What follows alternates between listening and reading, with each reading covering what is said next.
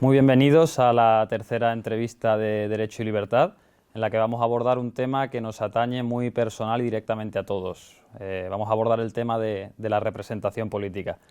A lo largo de la última década no son pocos los movimientos sociales que han surgido tanto a nivel nacional como a nivel internacional en reivindicación de una mayor representación política, denunciando que las instituciones políticas en las que se debería hacer efectiva dicha representación han sido deficientes en el cumplimiento de este objetivo.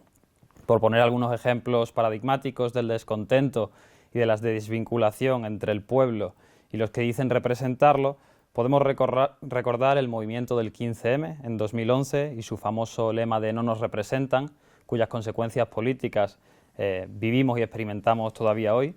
El Brexit de 2016 fue el resultado de una campaña centrada principalmente en la falta de representatividad de las instituciones europeas.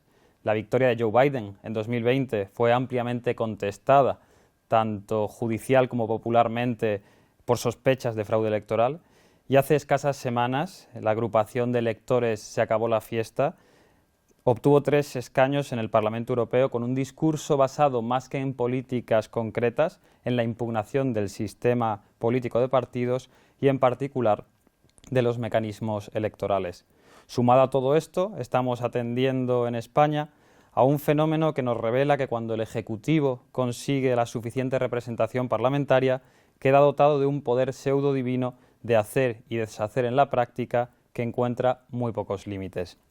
Para hablar sobre todas estas cuestiones y sobre la fundamentación de la representación política, tenemos hoy aquí a don Elio Gallego, que es catedrático de Filosofía y Teoría del Derecho en el CEU San Pablo, es director del think tank CEU Cefas y es fundador y promotor de este proyecto que iniciamos de Derecho y Libertad.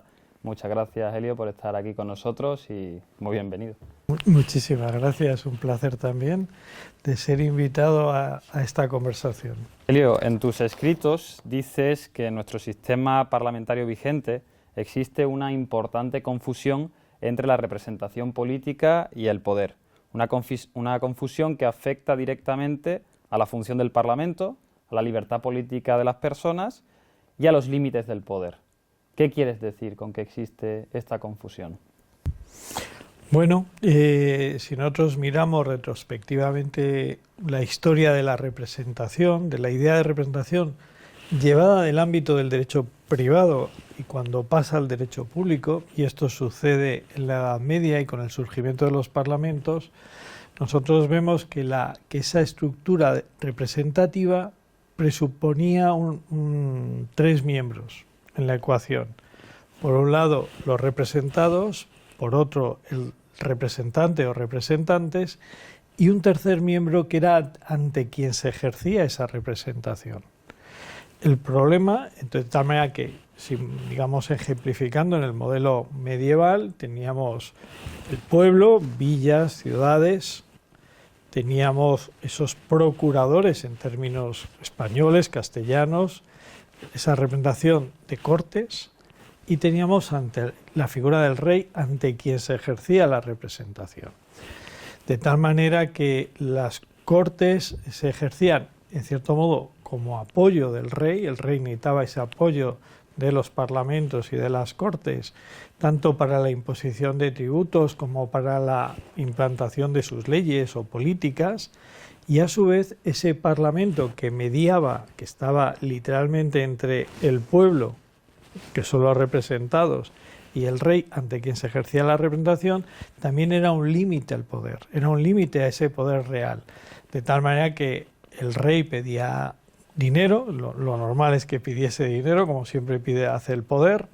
El Parlamento, en este caso, si hablamos del modelo castellano, las Cortes, concedía ese dinero. Recordemos, el rey no podía de ninguna manera imponer tributos directamente a sus súbditos, solo los súbditos, digamos, a través de ellos mismos o sus representantes, podían conceder esos tributos, podían dar ese dinero que en principio es suyo.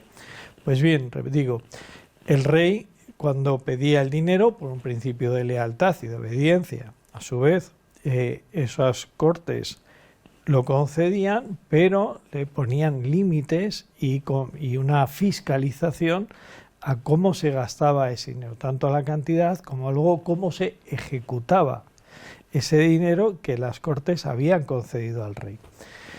Este sistema, que funcionó durante la Baja Edad Media, entra en crisis con los estados modernos y con las formas políticas modernas. ¿Por qué? También tiene que ver con un hecho en que la guerra introduce las armas de fuego. Eso hace que sea muchísimo más caro mantener, unir y poner un ejército en marcha por cañones, mosquetes, y el poder político necesita cada vez más dinero y estar dependiendo de esa negociación permanente, de ahí el nombre de Parlamento, de tener que estar pidiendo y negociando, ese dinero que los parlamentos siempre eran reacios, por cuanto representaban a los que pagaban los impuestos, siempre eran reacios a concederlos, hace que la monarquía se plantee o bien, dominar esos parlamentos, incluso la tentación de prescindir de ellos. En el primer caso tenemos en esa lucha paradigmática entre el rey Carlos I, el emperador Carlos V y las Cortes castellanas, que acaba en el primer conflicto moderno, que es la guerra de los comuneros, 1521-1523, y de otro, por ejemplo, como la monarquía que tiene éxito y se hace absoluta, véase el modelo de la Francia de Luis XIV, pues ya se puede permitir el lujo de ni convocarles, porque han conseguido crear una estructura fiscal lo suficientemente poderosa y autónoma de los estados generales para tener que convocarlos. La otra situación es la que en esa guerra entre parlamento y monarquía, pues va a suceder en Inglaterra. Como sabemos, el desenlace de esa guerra en Inglaterra va a ser justamente distinto, va a marcar la diferencia. El ejército parlamentario, mezclado y animado por las ideas puritanas prevalentes en ese momento en Inglaterra, van a vencer al rey. Va a ser la dictadura de Cromwell, etcétera, una dictadura pseudo parlamentaria. Bueno, luego, será la restauración de los Estuardo y la búsqueda ya en la Revolución Gloriosa de 1688 de restablecer los equilibrios. Pero ahora yo creo que lo importante es que los que nos vean y oigan entiendan que el concepto, la idea de representación nunca es bimembre, nunca son solo dos términos, representado, representante, como se nos hace creer ahora, nunca. Siempre ha sido tres miembros, representado, representante y ante quién se ejerce la representación. Porque si no, el representante, asume un poder que no le corresponde. De tal manera que, en este caso, lo que ha pasado con la evolución de la modernidad es que esos representantes han usurpado el poder. Ya no existe esa tercera parte, esa tercera persona o miembro de la representación de ante quién se ejercía el poder. De cierto modo, se ha quitado la figura del rey o se la ha vaciado de contenido, de tal manera que el Parlamento ahora dice: yo soy el representante y yo formo al gobernante, o yo lo designo, o en cualquier caso representación y poder vienen a coincidir. De tal manera que hoy, desgraciadamente, y ahora utilizo una expresión de Donoso Cortés, los parlamentos no son un contrapoder, sino que se han convertido en sí mismos en un poder. Y en un poder, como planteabas en la pregunta, que deviene absoluto. Porque claro, cosa que ya planteaba Thomas Hobbes, es decir, si yo soy tu representante, yo puedo hacer en tu nombre contigo lo que quiera. Por ejemplo, tomar todo el dinero que yo entienda oportuno y que me interese, porque como soy tu representante, tú no te puedes oponer a lo que yo haga. Problema, que yo soy tu representante, pero al mismo tiempo soy el poder. Y el poder que puede, ¿no?, buscar tu dinero del bolsillo. Y aquí ya sí que no hay nadie que te represente frente a mí, porque yo soy la representación, además del poder. Bueno, y este es el problema político, y como bien apuntabas, esto no solamente, a mi modo de ver, pone en peligro la libertad política, o la libertad política tal y como se entendió en la tradición clásica, sino que directamente la anula, directamente la deja en suspenso, o mejor, la deja vacía de significado y de contenido. En varias ocasiones, Helio, has denunciado que el pueblo hoy vota a los poco o nada conocidos candidatos al Parlamento de su circunscripción con el único propósito de que estos elijan a un presidente del gobierno, ya predeterminado. Y con ello el Parlamento pues, se ha visto reducido a una Cámara cuya función más decisiva es votar a un presidente del gobierno. Lo has comentado, pero te pediría, por favor, que entres un poco más en detalle qué función desempeña hoy el Parlamento y los parlamentarios, concretamente.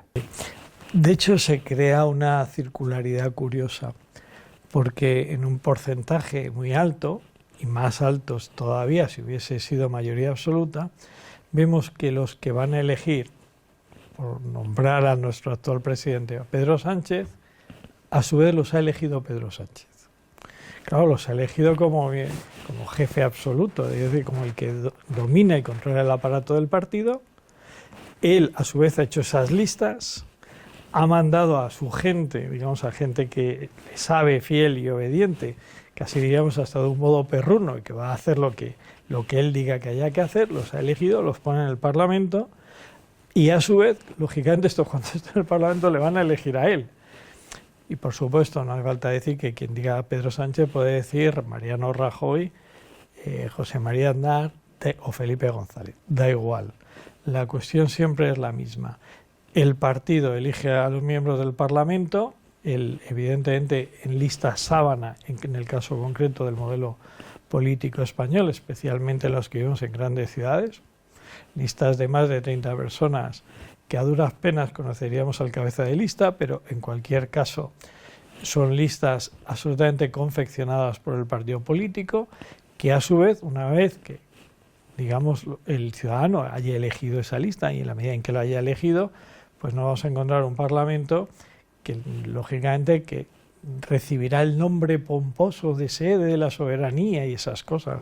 Pero en la práctica lo que se ha elegido es una serie de diputados que van a actuar de un modo absolutamente disciplinado, según una mecánica de comportamiento, una mecánica de partido, una lógica absolutamente inexorable en cuanto a los dictados de quien tiene el verdadero poder y donde descansa el verdadero poder, que es lógicamente quien ha confeccionado la lista. Luego esos diputados no solamente elegirán al presidente del gobierno si consigue reunir la mayoría, una mayoría puramente cuantitativa, sino que aprobarán dócilmente todas y cada una de las propuestas, como estamos viendo, por muy disparatadas, injustas y contra derecho que puedan ser, porque así se lo ordena quien les ha elegido, de hecho, antes que cualquier elección popular, que es la elección que ha realizado el partido y quien domina el aparato del partido. En tu escrito, Helio, haces una pregunta que es muy clarificadora, que dices, si los representantes se convierten en el poder, ¿quién protege a los representados frente al poder? Ahí yo creo que con esa pregunta queda perfectamente resumida toda la problemática. Y esa confusión entre representación y poder lo que viene a provocar es una falta, efectivamente, de representación política real y de libertad política que, afirmas, convierte al Estado en un ente moral fiscal que absorbe toda la vida social y que burocratiza la existencia humana. ¿Podrías, por favor, desarrollar un poco esta cuestión? Lo primero es entender, y no es fácil, en qué consiste el Estado moderno respecto a las formas clásicas de gobierno propias de la antigüedad y de la Edad Media.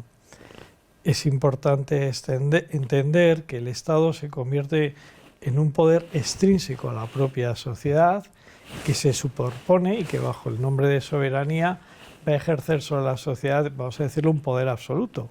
Por eso era importante que el Estado absorbiera, digamos, los antiguos parlamentos que mediaban entre el poder y la sociedad, para que así adquirir esta capacidad de imponerse sobre la sociedad sin cortapisas, sin elementos interpuestos. El Estado, ¿dónde va a ejercer este poder? Sobre todo en términos fiscales.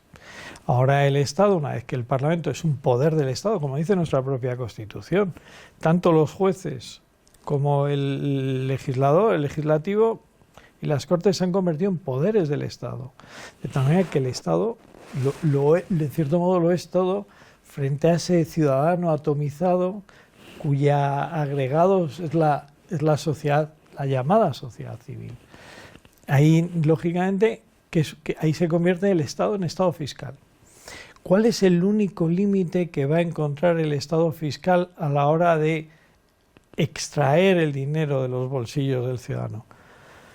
El único límite, parece razonable presuponerlo, es no matar la gallina de los huevos de oro. Es decir, el apicultor naturalmente tiene interés en que las abejitas laboriosas sigan trabajando y sigan produciendo miel, y no de algún modo esquilmarlas hasta el punto de que, digamos, esa productividad colapse.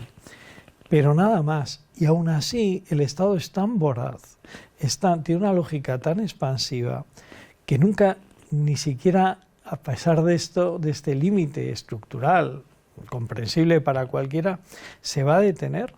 De ahí la dinámica de generación de deuda pública constante, porque ni todo el dinero de los españoles, ni prácticamente la mitad de lo que producen los españoles anualmente, para el Estado le va a parecer suficiente en su afán de crecimiento, de regulación, de generar burocracia, administración, de tal manera que necesita, en esa voracidad, ir creando, generando deuda, porque todo se le queda pequeño. Pero claro, los equilibrios al final son tan delicados, fuerza tanto la máquina que la sociedad, digamos la parte del sector más productivo y dinámico de la sociedad española, está, vamos a decirlo, extenuado. O sea, de alguna manera no puede ser ya más exprimido por la estructura del poder.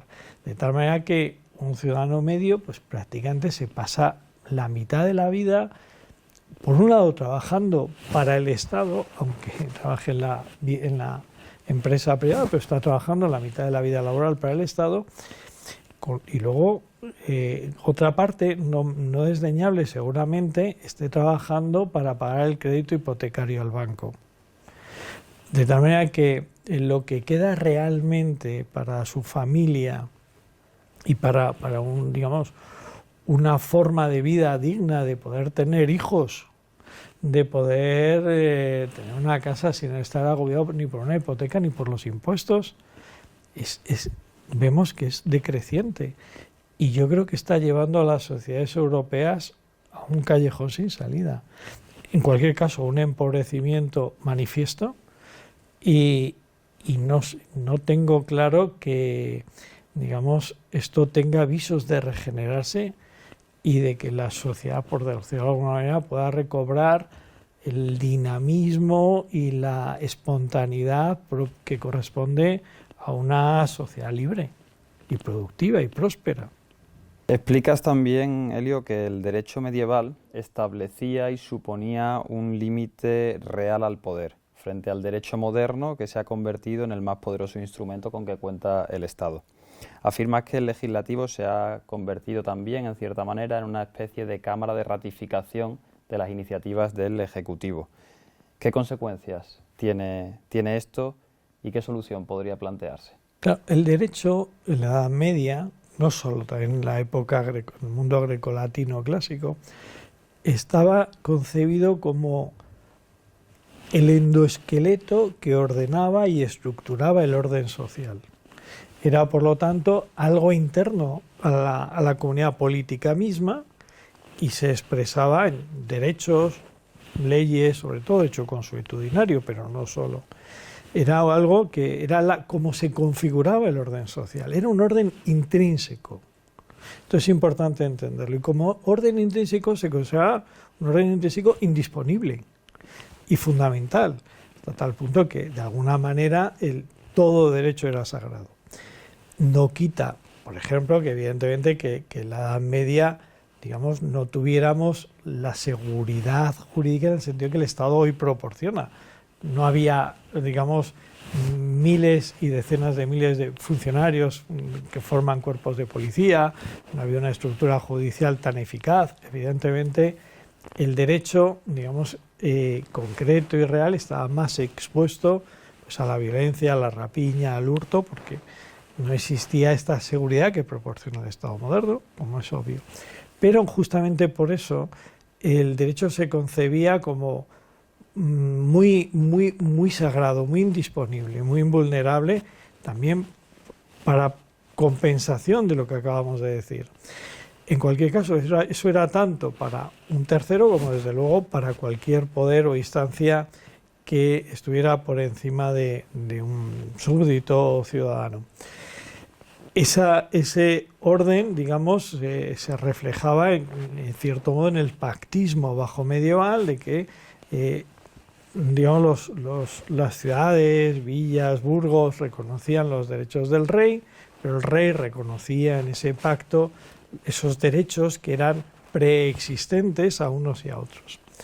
Bien, esto cambia con ese Estado moderno que se independiza y se desdobla del cuerpo social y se declara soberano, de tal manera que ahora ese Estado aparece como el creador del derecho. Ya no es un poder fundamentado y sometido, limitado a un derecho preexistente, sino que ahora el poder se declara a sí mismo como el creador del derecho. De tal manera que ahora decir Estado de Derecho es decir, el Estado crea el derecho con el que somete, transforma, regula, administra la sociedad.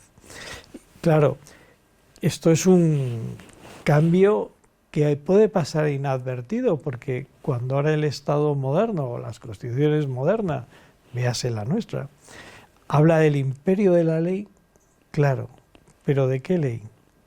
La misma que es monopolio del poder político. Entonces hablar del imperio de la ley es hablar del monopolio, del imperio del monopolístico del poder político. Con lo cual lo estamos viendo, es decir, el poder está sometido a leyes, perfecto, pero ¿qué leyes? La que el mismo poder crea, de tal manera que cuando haya una ley que no le interese la puede cambiar, o puede cambiar el órgano constitucional llamado a interpretar y a declarar la constitucionalidad o no de esa ley. ¿Qué límite es ese? De tal manera que volvemos como con la idea de representación. ¿Dónde está el límite de los poderes actuales? Si son el creador del derecho.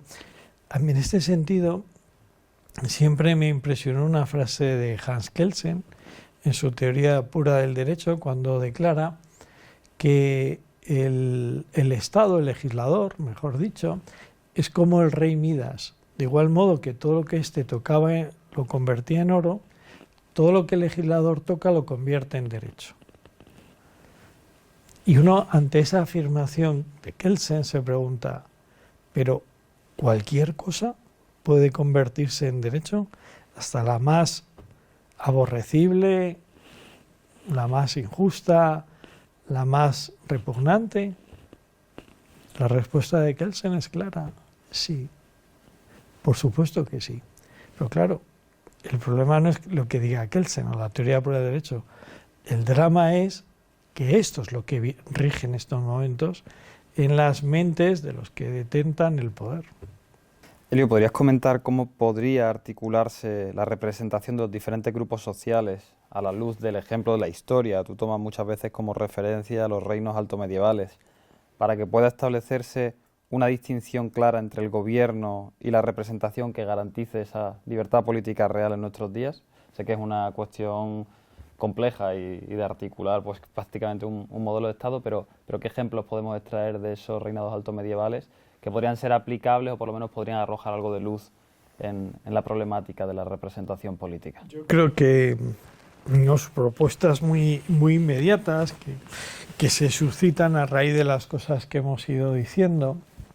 Una sería, primero, la separación o distinción efectiva y real entre poder ejecutivo y representación. O sea, que el poder ejecutivo, quien ostente el gobierno, el gobernante, no derive o no esté confundido con los representantes. Me parece. Ahí en este sentido es verdad que el modelo de la Constitución norteamericana señala una fórmula que es buena. De hecho, el modelo constitucional norteamericano está sigue muy de cerca, como decía Sir Henry Maine, el modelo de lo que era la monarquía del rey Jorge III en la época de la independencia. Es decir, el presidente, el monarca en aquel momento, Jorge III, y luego la traslación a la presidencia de la República, pues tenía el poder de la administración, el poder ejecutivo de nombrar los ministros o secretarios de Estado, y era el comandante en jefe de los ejércitos, de las Fuerzas Armadas, etc. Y luego, digamos, frente a ese poder, la Cámara de Representantes y el Senado, en el caso de la monarquía inglesa, de ese momento, pues la Cámara de los Comunes y la Cámara de los Lores, respectivamente. Pero en cualquier caso, aquí lo fundamental es que se alcanzaría esta estructura trimembre de, por un lado, los representados, por otro lado, representantes, y un poder ante quien se ejerce la representación. Yo creo que esto sería lo más fundamental. Nosotros podríamos pensar que esto estaría llamado en una monarquía tradicional a asumirlo el rey. De hecho, todavía en una monarquía constitucional como la que conoció, digamos, como en la que en su momento fundó Cánovas del Castillo, todavía era así. Tenía todavía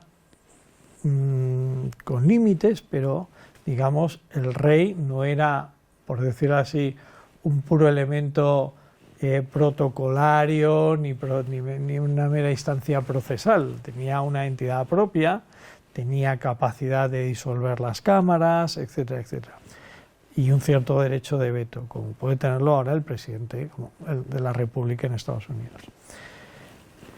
Se nos dice que esto ya no es posible.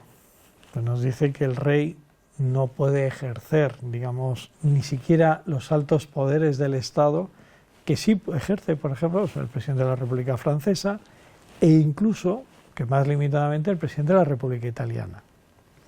Pero se nos dice que no, pero claro, si nosotros queremos volver a un modelo tripartito, tal como lo estamos diciendo, de representado, representante y ante quien se representa, este tema hay que resolverlo de alguna manera.